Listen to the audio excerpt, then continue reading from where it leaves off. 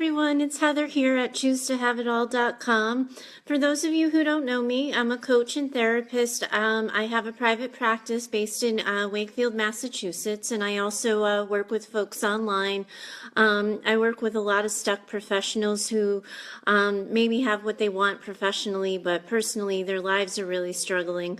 But at this time of year, I think that there's a lot of people who are hurting and lonely, and it's not really the socially acceptable time to talk about it, because this is the time when everybody's supposed to be happy and getting their families together and spending time with their friends. And I just know that there's those of you out there that are hurting, that you're sad, that you're lonely, you feel forgotten about.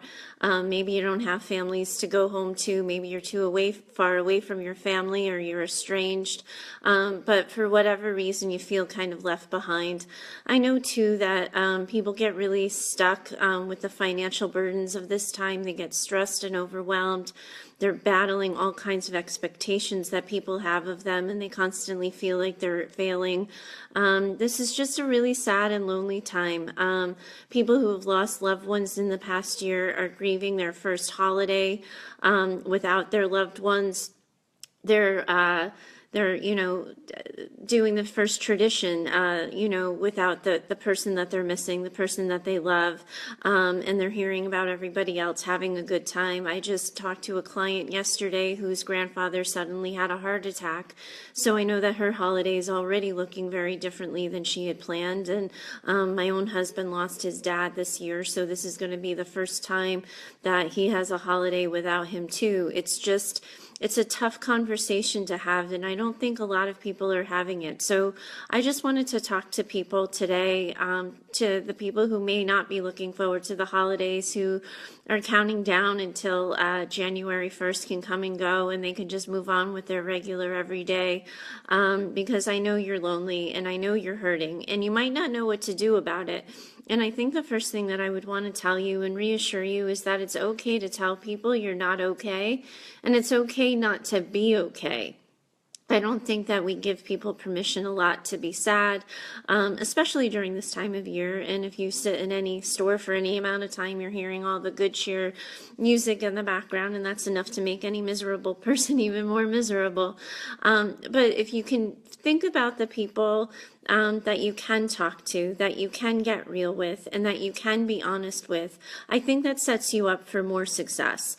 And you can too, in this day and age, you get to figure out how you want to make that connection. If you want to do it online, if you want to do it through text message, you want to pick up the phone or just show up in person for coffee, you get to make yourself available in the way that feels safe for you, that protects some of the vulnerability you're feeling, but also gives you a little bit of support. Because people would love nothing more to help, but sometimes we get so lost in our own lists and our own to-do things that we don't always think about what other people need, or we don't know, or we don't think to ask. But just because people haven't thought to ask doesn't mean that they wouldn't want to help if they knew that you were struggling. So I really encourage you to think about reaching out a little bit.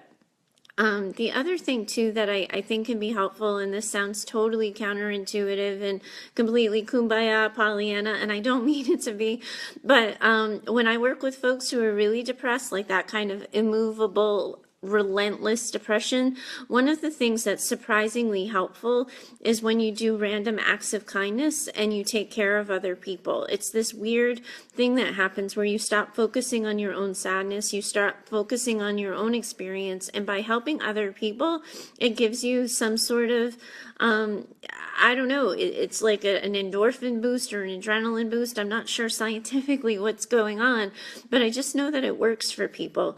So if you're feeling kind of stuck and you don't know how to move, I think it's okay to just see what happens if you buy coffee for the person in front of you or behind you. If you just do something nice randomly and see if that gives you a moment of less sad, because I think sometimes the pressure is about feeling better, and you may not feel better, but you can feel less sad. The other thing that I think is really helpful during this holiday season to remember and to remind yourself a little bit of is that there's an ability to hold both.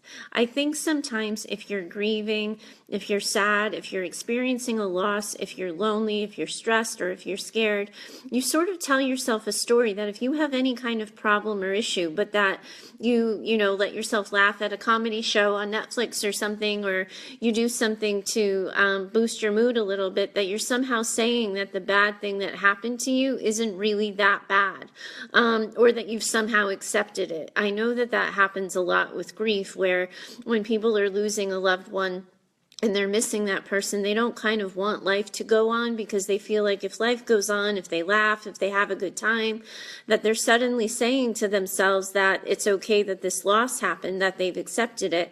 And I just don't think that's true. I think it's okay to hold both, to hold the grief, to hold the sadness, and to also hold on to the hope and the things that are good. My poor husband, every single year, has to listen to me at some point on the Christmas drive to my family's house, listen to me cry, because I grew up in a blessedly large family. My grandmother was a family of 12, and I was lucky enough to be the first kid born into that family.